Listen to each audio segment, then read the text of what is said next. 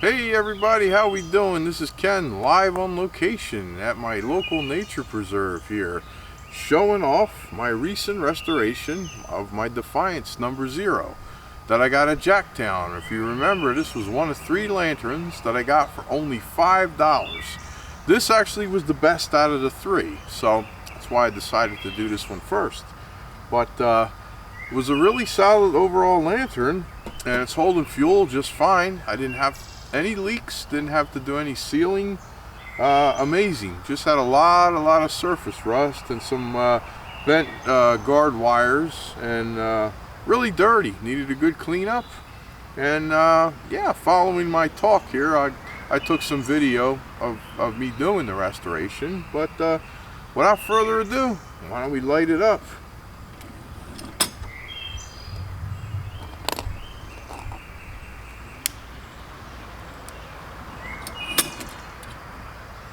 And it's a really good burner too.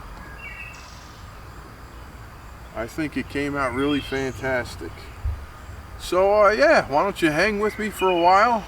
I shot a little footage of me doing the restoration, and then after that I took a walk in these woods with my Dietz Delight the other night, and it was really a pretty cool walk. And I took that lantern because, you know, it was a little more rugged than these here. And patent date, by the way, was 1906 was the last patent date on this that I could see. So yeah, really old one. So that's why I took the D-Light. So if you want to hang with me after that, just check out my little walk through the woods there. It was really cool. And thank you for everybody for watching. We'll see you real soon with another video. Bye bye. Okay guys, so here I am out here on my makeshift workbench working on the Defiance lantern, and we're making really good progress. I used my 50/50 transmission fluid and acetone to dislodge the fuel cap here. Put some around there and let it soak a while. That came right off. I got the burner out. Was able to get the burner out. Started cleaning that up pretty good. The globe's going to need a good washing job, and I started using some WD-40 and Scotch pads and steel wool and started derusting the lantern. But overall, I think it's, you know, the bottom looks like it's in really nice shape, and it seems pretty solid. If it does have some leaks, I'm hoping that they're just minor leaks. And yeah, so let's keep on working here, and let's see how far we can get on this thing. See if we can get this thing back up in action again. Alright guys, I'm cleaning and cleaning and cleaning it up. I used a lot of my, let's see, Rust-Oleum Rust Dissolver here. Let it sit for about 15-20 minutes, gave it a good scrub down and rinse. And now I'm actually doing a leak test on it. I got it filled up with some warm water. I just want to make sure before I go any further it's sound. And yeah, it looks like it's holding. I'm gonna wait just about another 5 minutes and make sure, and then we'll take it to the next step. Okay, so it's been about 5 minutes. The water in there, I don't see anything leaking. I did find a stub of a wick floating around in there. I had to fish that out. I thought I saw something floating around in there. But yeah, I think we're in pretty good shape here with this thing. I just want to do a final cleaning. I might give it a once more shot with the rust dissolver in a couple places, especially under the crown here. It's really rusty. I didn't really get to that. But at least I know I got something good to work with here. And let's get on with it. Alright, so here we have it. After giving it the rust treatment process again, I think it cleaned up really nice, and cleaned up the burner, the cone, the cap. Now I'm just giving it a wipe down with some WD-40. I was able to reveal the patent date. It looks like the last patent date is 1906 on this beauty.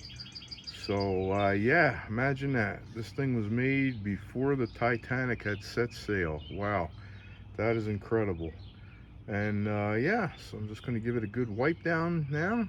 Feels good, feels nice to the touch. Got rid of all that nasty rust. I mean, there's still some evidence, a little, pitting here and there. You can't really help that, but I think it's going to turn out nice. We'll get it finally wiped down, and probably a little bit of adjustment to do. I got the wire has a little bend. See, there's a little bend to the guard wire, but when I get the globe in there, I'll probably get that tweaked up, get that adjusted a little bit.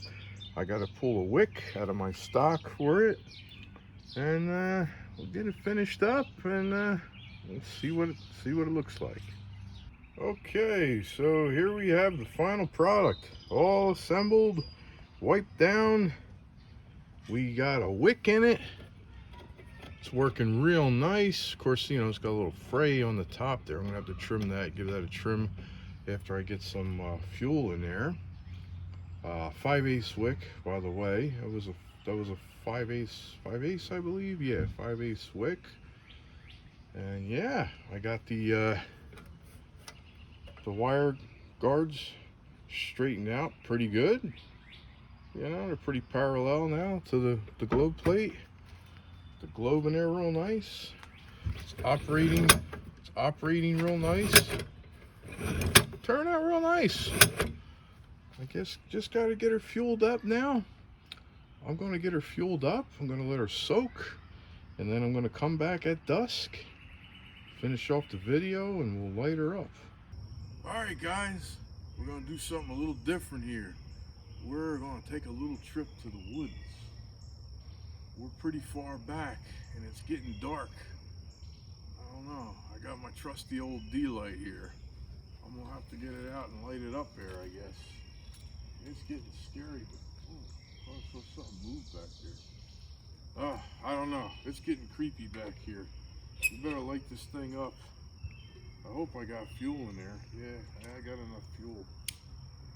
Yeah, let's get her lit. Oh yeah. Isn't that beautiful though? Let's just take a picture of that out in nature with the stream behind it. Oh, the birds are singing. And what we're going to do now is we're going to go a little deeper. There's a trail here. Leads to a pretty good opening, but then after that, it really gets dark back there. So I'll bring you along and we'll see how it goes. I'm probably going to put this out for now because it looks like it's nice and light and clear. I got a kind of a unique way of putting these out, or at least this one. It's got kind of a flexible bottom, so I kind of just turn the flame down, kind of like that, and then wasn't low enough. Well, there you go. Just kind of pops it right out. Let's check out our next location. All right, we made it to that clearing that I talked about. Fairly bright here yet. Really, really pretty. Nice trees. We're in a nice meadow here. Let's go a little further as we go into the dark tunnel down below. All right, guys, we made it. Probably about another quarter mile back, and we've reached the end of the line. This is what we came to see. The beautiful stream here. It is so quiet and peaceful back here. Really nice. And it's going to start getting really dark pretty soon. So I don't really want to have to rely on this, even though it will get me out of here. But probably just going to sit here and take a little rest and head on back out. But anyway, thanks for coming along.